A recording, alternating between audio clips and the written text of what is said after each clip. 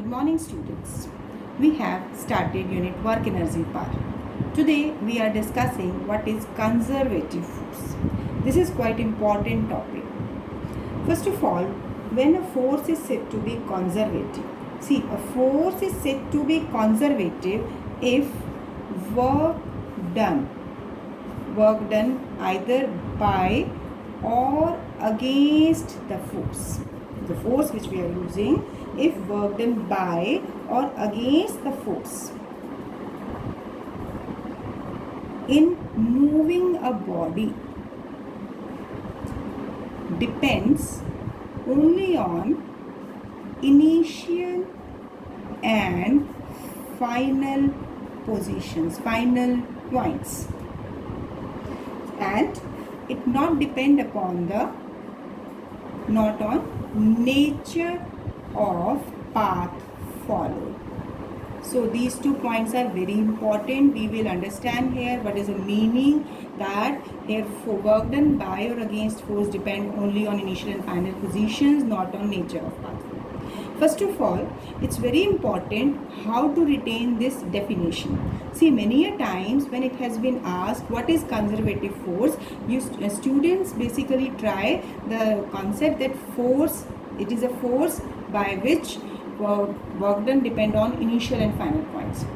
It is not the force, but work done by or against the force. We have to take the effect of this force.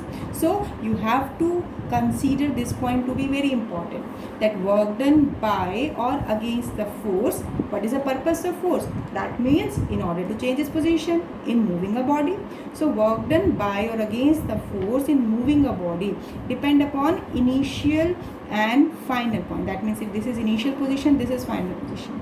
It is not depending upon nature of path. What does it mean? Suppose we are going from A to B by straight line, or by this triangular path, or by this haphazard path, or by this semicircular path.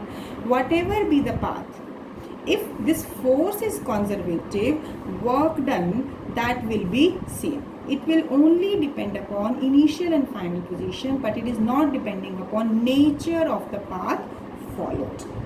So now here, their conservative force, there are many forces which we are considered to be as conservative forces. Gravitational force, electrostatic force, electric force of a spring,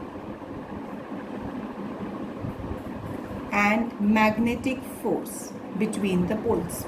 So these can be considered as conservative force.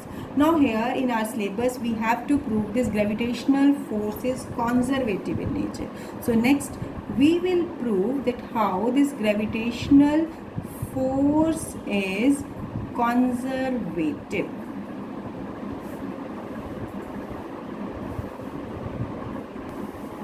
Basically, we are taking A and B are the 2 points separated by a vertical distance h. Consider a body of mass m has to be raised to height h from point A to B. So here, when the body has to raise from A to B, this work has to be done against the force of gravity. So work done against gravity. What is the meaning? देखिए, जब भी कोई body fall करती है तो वो gravity के influence में करती है, लेकिन अगर हमें बॉडी को ऊपर लेके जाना है तो हम वर्क डन कर रहे हैं. हम कितना फोर्स लगा रहे हैं? बेसिकली इक्वल और greater than gravity.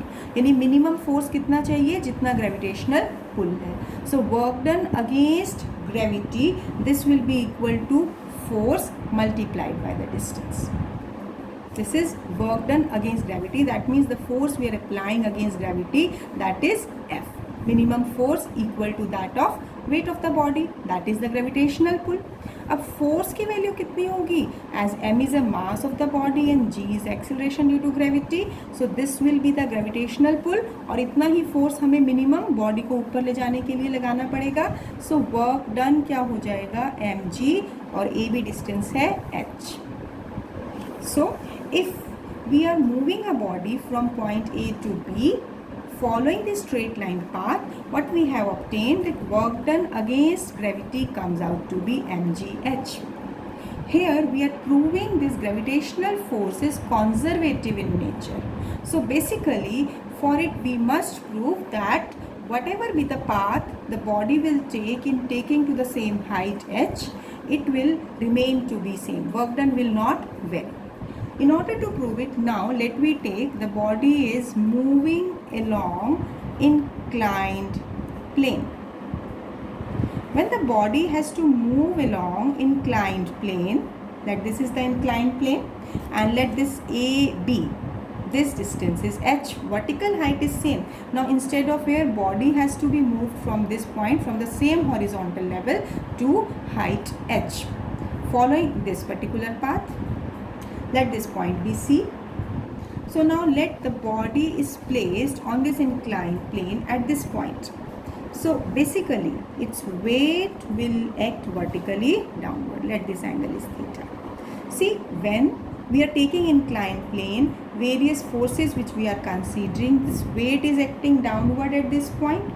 We are just considering that basically as angle between two line is same as angle between their perpendicular. इसके perpendicular हो गई ये वाली line और इस line के perpendicular हो गई ये line, तो ये वाला angle भी theta होगा. Many a times we have used it.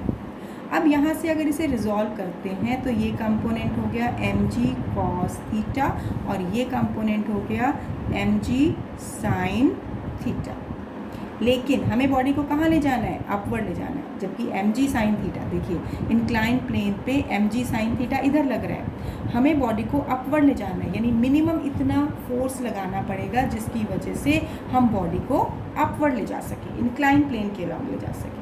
तो यहाँ पर हम कहेंगे when the body has to move from C to B, the force required will be, minimum force will be mg sin theta. And let this distance BC, let it be S, S, X, D, कोई भी major कर सकते हैं. Now work done in taking the body. अब देखिए force हमें कितना apply करना पड़ रहा है, mg sin theta in the upward direction. So work done क्या होता है, F डॉट ds. अब देखिए force into displacement into cosine of the angle. Displacement भी इसी डायरेक्शन में हो रही है, मोशन इस डायरेक्शन में होगा और अप्लाइड फोर्स भी इधर हो गया, तो दोनों पैरेलल हैं, तो थीटा कितना हो गया, 0. तो इसे कह सकते हैं work done is force, displacement कितना है, हमने कहा BC डिस्टेंस S के इक्वल है और कॉस थीटा इज कॉस 0. अब फोर्स कितना हो जाएगा, फोर्स हो जाएगा mg sin theta into S. So this is all mathematical step. लेकिन अब यहाँ पर साइन थीटा इज अननोन, तो अब हमें साइन थीटा की वैल्यू कैलकुलेट करनी पड़ेगी. Let's see how. See, this is a triangle जिसमें ये हाइट h है, ये s है और ये एंगल थीटा है. तो साइन थीटा क्या होगा, perpendicular upon hypotenuse h upon s. तो बेसिकली s क्या हो, यहाँ से साइन थीटा की वैल्यू आ गई. अब वर्क डन क्या था हमारा, mg sine theta into s. So sine theta की वैल्यू हो गई h upon s into s. Basically this work done comes out to be mgh. So again you can see here that when the body is moving from along this inclined plane, in that case also vertical height is same. So here work done is not depending upon the nature of path, the track we are taking, but it is depending upon the initial point and final point, and the separation between initial and final point is h. So work done will be mgh. Now let me take one more case, one more part. Let me take the case of staircases. staircases में अगर हम ये कहें कि vertical height तो वही है h, लेकिन यहाँ से हम बॉडी को जब अपवर्ड मूव करा रहे हैं तो the body is moving along this staircase. अब इस स्टेयरकेस में हम ये कहते हैं कि ये जो वर्टिकल हाइट हर स्टेप की है ये सेम है. Let vertical height of each step, ये हम सपोज कर रहे हैं, मान लो ये h डैश है और टोटल कितने स्टेप्स हैं यहाँ पर, total n steps are there. अब हर स्टेप की ये हॉरिजॉन्टल विड्थ कितनी है, ये सब की विड्थ हम बराबर ले रहे हैं. x each. So width of each step ये हो गया x. तो अब हमें देखना है कि अगर कोई बॉडी इस पॉइंट से, मान लो ये तो A हो गया, ये B और ये C, अब C से B तक डायरेक्टली तो जाएगा नहीं, बॉडी कैसे जाएगा, पहले अपवर्ड जाएगी, फिर इधर जाएगी, फिर अपवर्ड जाएगी, फिर इधर जाएगी. तो यानी इस केस में कितना वर्क डन होगा, क्या वो mgh के इक्वल होगा, दैट वी हैव टू सी. सो मान लो ये कहें कि टोटल n स्टेप्स है, तो टोटल वर्क डन हो गया W1 plus W2 plus W3 up to n, क्योंकि n स्टेप्स हैं तो हर स्टेप का वर्क डन निकालेंगे. अब ये देखना है इस स्टेप में, here work is done, now the body is raised against gravity. तो अगर मैं W1 लूँ यानी वर्टिकल डिस्टेंस लूँ तो ये हो जाएगा force work done against gravity multiplied by the distance covered. Here vertical height this is h dash, ठीक है, ये हाइट कवर हुई है. Force work done against gravity multiplied by the height and angle between this vertical height h dash and force applied that is mg. this is all in the same direction, तो angle कितना हो गया, 0. अब यहाँ पर force क्या होगा, mg h dash. ठीक है, हमने लिया कि सिर्फ C से फर्स्ट स्टेप कवर करने में वर्क डन हुआ इतना. अब हम सेकंड देख रहे हैं, सेकंड वर्क डन हम ले लेते हैं इस हॉरिजॉन्टल डिस्टेंस के लिए. तो यहाँ पर हमारे पास हॉरिजॉन्टल डिस्टेंस में कितना हुआ, वर्क डन बाय ग्रेविटी. अब देखिए जब इधर जा रहा है बॉडी तो फोर्स ऑफ ग्रेविटी तो नीचे लग रहा है और डिस्प्लेसमेंट इधर हो रहा है, तो इन दोनों के बीच में एंगल कितना हो गया, 90. तो यहाँ कहेंगे f into x cos 90. See here work is done where force of gravity is acting downward. So here this force and displacement are perpendicular. So in this case no work will be done. So out of all these n steps, what you have to do, for each step only vertical case motion will be there. It means her vertical case में work done होगा, जबकि horizontal distance जो body cover कर रही है उस case में कोई भी work done नहीं होगा. That means total work done will be given by the components, that is mg h dash plus mg h dash. This will be n times, ऐसा n times होगा. तो क्या मैं डायरेक्टली इसको लिख सकती हूँ mg h dash into n, क्योंकि n स्टेप्स है, हर स्टेप में जो वर्क डन हो रहा है mg h dash. Horizontal distance cover हो रहा है, वहाँ पर वर्क डन 0 हो रहा है, तो मैं क्या लिख सकती हूँ इसको, that total work done is given by mg h dash into n. अब यहाँ देखिए n इंटू एच डैश, यहाँ देखिए डायग्राम में देखिए इसमें n इंटू एच डैश, ये h dash total n step है, यानी वर्टिकल हाइट का सम h dash plus h dash plus h dash plus h dash n times जब करते हैं वो किसके इक्वल है, ए बी के इक्वल आ रहा है ना. तो हम क्या लेंगे, ए बी यानी h equal to n into H dash. तो यहाँ क्या लेंगे, this will be n h dash equal to h. So work done क्या हो जाएगा, mgh. So you can see this is same work done as we have derived in this previous case, as in the previous case. So it means if you have to prove that gravitational force is conservative in nature, then we are proving that work done is independent of the path, whether we are taking straight line or inclined plane or this staircase or any curved path you can take. It means it is depending only on the difference between initial and final position. So that's why this work done comes out to be mgh. Hence you can say gravitational force is conservative in nature.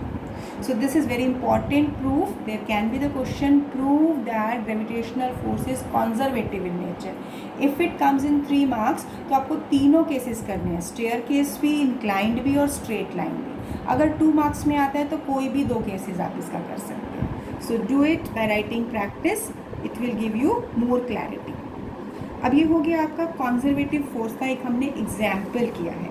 Next आता है, हम इसके बाद हम discuss करते हैं what are the properties of conservative force.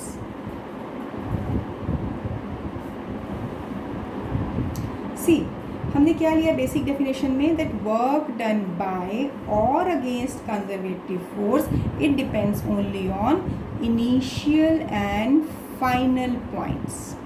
This is the the first property, it is depending where it is depending, it is depending on initial and final points. Second point क्या कहता है कि it is independent of or it is not depending upon nature of path. So work done is independent of nature of path. So when features or properties have been asked, you can write on this. Third point, as work done by or against this conservative force in moving a body through a closed path, through any closed loop, is zero. If the force is conservative, तो directly हम कह सकते हैं कि work done zero है. मान लो देखें इस लूप में अगर हम पाथ फॉलो करते हैं A to B और B to A, so work done in moving from A to B will be equal to work done in moving from B to A. That means work done that will be equal in magnitude and opposite in direction. So net work done over this complete loop, it will be zero. So this is a very important result. You can use it directly. So if properties have been asked, so you can write these two, that two are obtained from the definition. And third, as you can see that whenever a body is moving along a closed path, so work done over a closed loop is zero. To get more clarity, अगर मैं ये कहती हूँ कि मान लो अगर हम एक क्लोज लूप में मूव कर रहे हैं A to B और उसके बाद वापस B to A आ रहे हैं और ये वर्टिकल हाइट h है, जब हम बॉडी को A to B लेके जा रहे हैं तो work is done against gravity, right, work is done against gravity. मैं अगर इसमें कह दूं कि बॉडी हमें लेके जा रहे हैं A to B, work done by gravity कितना होगा, माइनस mgh, क्योंकि ग्रेविटी नीचे है, मूवमेंट अपवर्ड है. तो यहाँ पर एंगल इन दोनों के बीच में 180 हो गया, तो work done force into displacement into cos 180 degree से हो गया माइनस mgh. यहाँ ये चीज़ ध्यान रखना, मैंने वर्ड बोला है वर्क डन बाय ग्रेविटी. अगर मैं अगेंस्ट ग्रेविटी लेती तो नेगेटिव साइन को हम नहीं लगाते. अब मैंने क्या कहा है, A to B अगर बॉडी को ले जा रहे हैं और work is done by gravity, so work done is negative here. Whereas when the body is taken from B to A, अब B to A जब हम बॉडी को लेके आएंगे तो उस केस में बेसिकली क्या काम करेंगे, work is done by gravity, this will B mg into h, let it be W1, let it be W2. तो अगर आप देखिए A to B गए और B to A गए, यानी इनिशियल और फाइनल पॉइंट सेम हो रहे हैं, और अगर उस केस में टोटल वर्क डन, अब यहाँ पर हम देख सकते हैं कि total work done by gravitational force comes out to be zero. So it means this work done is zero. It means force is conservative in nature. तो कंजर्वेटिव फोर्स का एक तो बेसिक डेफिनेशन आपको लर्न करनी है, 1 mark में आती है. And second, gravitational force is conservative in nature. Third, work done over a closed path is zero. अगर ये प्रूव करना आ जाए तो डायरेक्टली आपको करना है. फोर्थ पॉइंट कि इसके ऊपर आपको कॉन्सेप्ट पता होना चाहिए कि work done bye a force is work done is done by a force that is conservative और नॉन कंजर्वेटिव. तो अगर फोर्स कंजर्वेटिव है या नॉन कंजर्वेटिव है हमें पहले ही पता चल जाए तो उस केस में कई बार हमें कैलकुलेशंस करने की ज़रूरत नहीं पड़ती है. That we will discuss after the non conservative force. Now non conservative force basically it's just the reverse of conservative force. Conservative force में हम क्या कहते हैं कि work done is independent of nature of path but depend upon initial and final position. जबकि non conservative force में हम कहेंगे that work done either by or against a force in moving a body from one position to another, it depends upon path followed. That is a very important point. अगर यहाँ path कैसा है, path followed पे अगर ये depend करता है तब work done by that force or against that force is taken to be non-conservative. So a force is said to be non-conservative if work done by or against that force in moving a body from one point to another depends only on the nature of path followed between the points and is independent of initial and final position. हो गया ना बिल्कुल reverse. Conservative में जो हमने कहा था exactly उसका रिवर्स है. तो इस डेफिनेशन को आप ध्यान से लर्न कीजिए और दूसरी डेफिनेशन को उसी के बेसिस पर रिवर्स कर सकते हैं. अब यहाँ पर हमें देखना है कि कौन कौन से फोर्सेस नॉन कंजर्वेटिव होते हैं।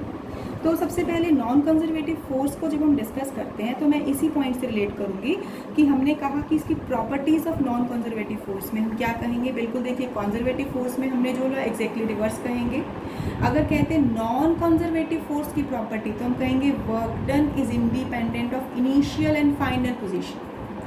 Work done by or against the force is independent of initial and final positions, whereas work done depend upon the nature of path followed। ये तो exactly इसका रिवर्स हो गया। ये मैं इसीलिए बता रही हूँ, यहाँ से आप कंपेयर करके इनको लर्न करना भी इजी हो जाएगा। तीसरा जो सबसे इम्पॉर्टेंट पॉइंट है कि अगर क्लोज लूप में वर्क करते हैं तो उस केस में work done by or against that force will not be zero.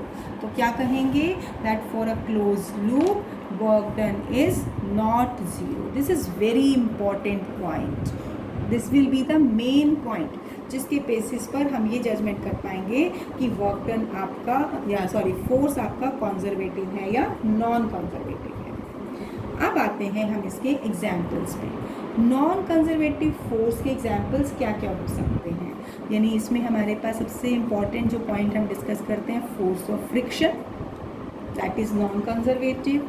दूसरा आता है विस्कस फोर्स, और हो सकता है एयर रेजिस्टेंस, या हम प्रूव करेंगे this force of friction. This force of friction is non-conservative in nature. Now we have to prove that frictional force is non-conservative. See, we have to prove that it is non-conservative means work done in taking a body over a closed path should not be equal to 0. So how can we prove it? To prove it, let me consider a body is moving from point A to point B, that they have separation distance s or x, anything you can take. Body is moving under the applied force here, but frictional force will act between the body and the surface in the opposite direction. Let this is F1. F is the applied force, F is the applied force, and F1 is the frictional force. So now here we will study that work done by friction force we have to calculate. So here first of all let work done by friction force, we are not taking applied force, work done by friction force in taking a body from A to B, body is moving from A to B, so it will be, let it be W1, this is Fs cos theta। अब देखिए body कहाँ जा रही है, body जा रही है इधर, फ्रिक्शनल फोर्स कहाँ लग रहा है इधर, क्योंकि F1 इधर है, डिस्प्लेसमेंट इधर है, तो दोनों के बीच में एंगल कितना हो गया, थीटा इज 180 डिग्री। तो W1 क्या हो गया, F1s cos 180 डिग्री, जिसको मैं लिख सकती हूँ माइनस F1s। यानी बॉडी को अगर हम A से D लेके जा रहे हैं, work done by this frictional force comes out to be minus F1s। Now let me take, now as the body is reaching to point B, again we will take it to point A, covering same distance Fs under the applied force.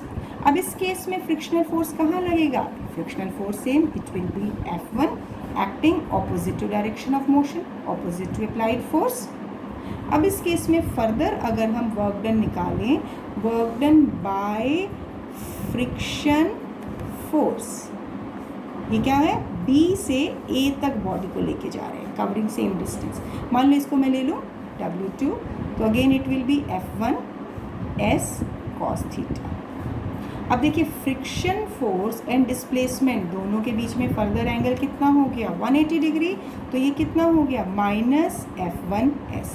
Y, because I can write it here cos 180 degree is -1। अब हम देखें W1 plus W2, see in both the case work done by frictional force in both the cases. पिछले case में हमने क्या कहा था, work done by gravity, work done by gravitational force, वहाँ एक पॉजिटिव आ रहा था और एक नेगेटिव आ रहा था। लेकिन यहाँ देख रहे हो दोनों ही केस में ये नेगेटिव आ रहा है, तो इसका मतलब ये क्या हो गया, माइनस F1s, तो इट इज़ -2F1s। तो क्या ये ज़ीरो है? नहीं है। इसका मतलब अगर वर्क डन उस फोर्स की वजह से नॉन ज़ीरो है, it means friction force is non conservative. This is non-conservative in nature. Reason? Because net work done over a closed path is not zero. This is the essential, this is the mandatory condition to differentiate between conservative and non-conservative forces. It means if you have been asked that what is non-conservative force, prove that frictional force is non-conservative force. So in that particular case you have to do all these steps. You have to take the case, first of all, work done by frictional force in moving from A to B, then you will obtain work done in taking the body from B to A, and the work done comes out to be same, so net work done will not be zero.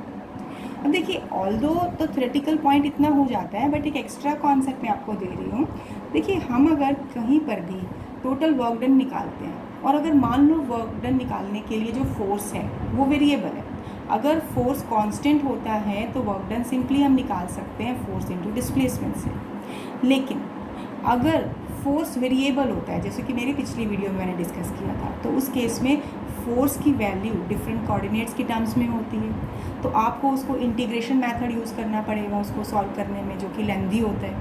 अगर हमें ये पहले ही पता चल जाए कि force जिसकी वजह से हम काम कर रहे हैं, जिसकी वजह से वर्क डन हो रहा है, वो कॉन्जर्वेटिव है या नहीं, तो अगर फोर्स कॉन्जर्वेटिव हो गया तो हम इंस्टेड ऑफ कैलकुलेशंस, हम सारी कैलकुलेशंस नहीं करेंगे, डायरेक्टली हम बता सकते हैं कि वर्क डन कंजर्वेटिव फोर्स की वजह से ज़ीरो हो जाएगा। तो हम छोटा सा एक पॉइंट बता रहे हैं, डिस्कस कर रहे हैं कि इससे हमें कैसे पता चलेगा कि फोर्स कॉन्जर्वेटिव है या नहीं है। अब देखिए, मान लो फोर्स को मैं कोऑर्डिनेट्स के टर्म्स में रिप्रेजेंट करती हूँ FXi plus FYj plus FZk। यहाँ पर हम कंडीशंस लेते हैं कि अगर हम ये जो fx कंपोनेंट है इसको हम y के विद रिस्पेक्ट में डिफ्रेंशिएट करें और फिर हम y कंपोनेंट को x की टर्म्स में x के विद रिस्पेक्ट में डिफ्रेंशिएट करें, अगर ये दोनों इक्वल आते हैं, then coming to next condition, del fy, यानी अब differentiation of y component with respect to z, फिर differentiation of z component of force with respect to y, यानी इंटरचेंज है। देखिए, यहाँ y को, फोर्स के y कंपोनेंट को हम z के विद रिस्पेक्ट में कर रहे हैं और यहाँ फोर्स के z कंपोनेंट को y के विद रिस्पेक्ट में कर रहे हैं। सिमिलरली अगर मैं ये कहूँ कि फोर्स के z कंपोनेंट को हम डिफ्रेंशिएट करें x, साइकिल हो गई ना, x y z, x को हमने y के विद रिस्पेक्ट में, y को x के विद रिस्पेक्ट में, y को z के विद रिस्पेक्ट में, z को y के विद रिस्पेक्ट में, ऐसे ही z कंपोनेंट को x के विद रिस्पेक्ट में और x को z के विद रिस्पेक्ट में अगर हम डिफ्रेंशिएट कर दें और अगर ये रिजल्ट्स इक्वल आते हैं, तब हम कहेंगे कि फोर्स इज़ कॉन्जर्वेटिव। लेकिन अगर कोई एक कंडीशन भी यहाँ पर वेरी कर जाती है, इक्वल नहीं आती है, तो डायरेक्टली हमें पता चल गया कि फोर्स आपका नॉन कॉन्जर्वेटिव है, तो वर्क डन उस केस में एग्जिस्ट करेगा। जबकि कॉन्जर्वेटिव है अगर फोर्स, तो work done by that force will be C. इसको समझने के लिए let we do one case. मान लो हम एक न्यूमेरिकल लेते हैं कि फोर्स आपको गिवन है XI प्लस YJ। अब बताना है कि ये फोर्स आपका कॉन्जर्वेटिव है या नॉन कॉन्जर्वेटिव। तो अब यहाँ देखिए कि आपका, जैसे मैंने इसमें पार्ट में लिखा था FX, FY, FZ, ये बेसिकली ये FX, ये FY और FZ होता, क्योंकि यहाँ नहीं है तो मैं इसको ऐसे भी लिख सकती हूँ और ज़ीरो करके छोड़ भी सकती हूँ। तो सबसे पहले देखिए, del X upon x component किसके विद रिस्पेक्ट में डिफ्रेंशिएट कर रहे हैं, y के विद रिस्पेक्ट में। देखिए, बिल्कुल बेसिक डेफिनेशन देखिए, fx कंपोनेंट जो यहाँ पर x दिया हुआ है स्टेटमेंट के अकॉर्डिंग, इसको y के विद रिस्पेक्ट में करूँ। अब x वेरिएबल y के लिए तो कांस्टेंट है, तो इसका मतलब x को हम y के विद रिस्पेक्ट में डिफ्रेंशिएट नहीं कर सकते, तो कांस्टेंट का डिफ्रेंशिएशन ज़ीरो है।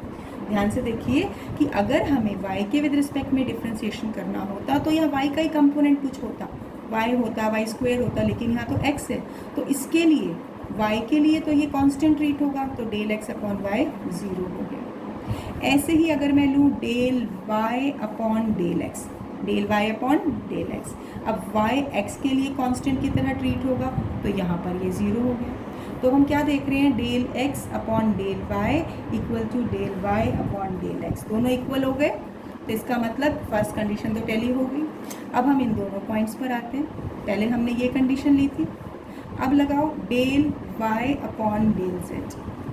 अब इस केस में देखिए डेल z के विद रिस्पेक्ट में फर्दर z यहाँ पे 0 है, इससे कंफ्यूज नहीं करना है, हम यहाँ देख रहे हैं कि y कंपोनेंट क्या है, y है ना, एफ वाई कंपोनेंट y, तो डेल एफ वाई को जब हम z के विद रिस्पेक्ट में डिफ्रेंशिएट करेंगे तो ऑटोमेटिकली ये रिजल्ट 0 होगा, क्योंकि z के लिए y तो कांस्टेंट है।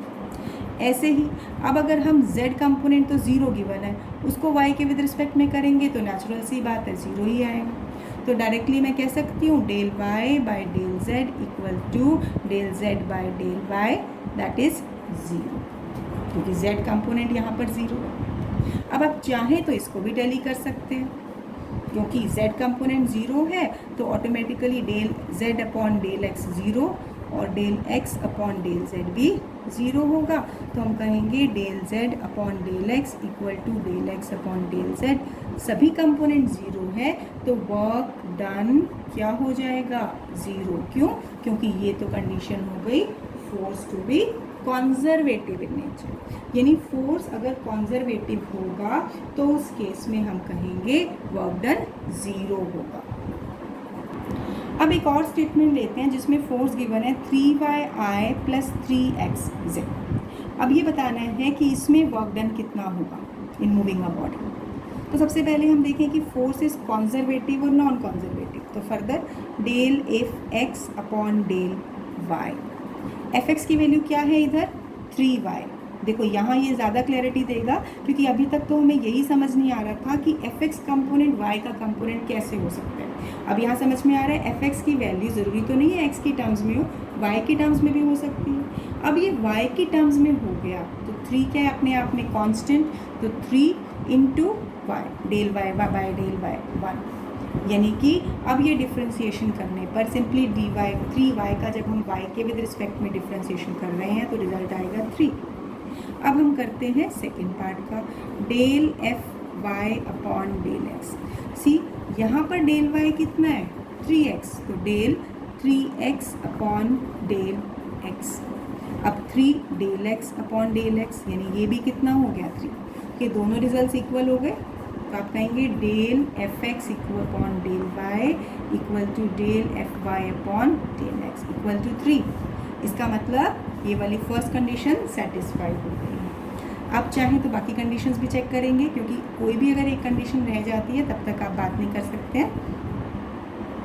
अब आप निकाल लीजिए del F Y upon del Z. Del F Y upon del Z क्या होगा, क्योंकि डेल एफ वाई तो सिर्फ x का कंपोनेंट है, तो del 3x upon del z के विद रिस्पेक्ट में x 0 रहेगा। Similarly del z upon del F Z upon del y, तो एफ जेड यहाँ पर 0 है तो उसका डिफ्रेंशिएशन भी 0, यानी सेकेंड कंडीशन भी इक्वल हो गई। अब आ जाइए थर्ड पे, del F Z upon del X. अब एफ जेड तो 0 है x के विद रिस्पेक्ट में, तो फर्दर 0 होगा। अब मैं लिखूँ del 3y with respect to z, ये भी 0 हो जाएगा। क्यों, क्योंकि z के विद रिस्पेक्ट में 3 एंड y दोनों ही कांस्टेंट हैं। इसका मतलब सारी कंडीशन सेटिस्फाई हो रही हैं, तो आप कहेंगे force is conservative in nature और work done by this force will be 0। So in the same way, I am giving you one numerical, one question you can say here. Force has been given I plus 3yj acts on a body and follow the path as shown in this figure. This is a closed path. You have to calculate net work done by this force. So basically before starting here, before taking the points from here, just check whether this force is conservative or not. I am giving you this as a homework. Check whether this force is conservative or non-conservative, only then you will go for the net work done. So that's all for today. Today's topic is quite very important. So give it a writing practice, revise it thoroughly. Thank you. Have a nice day.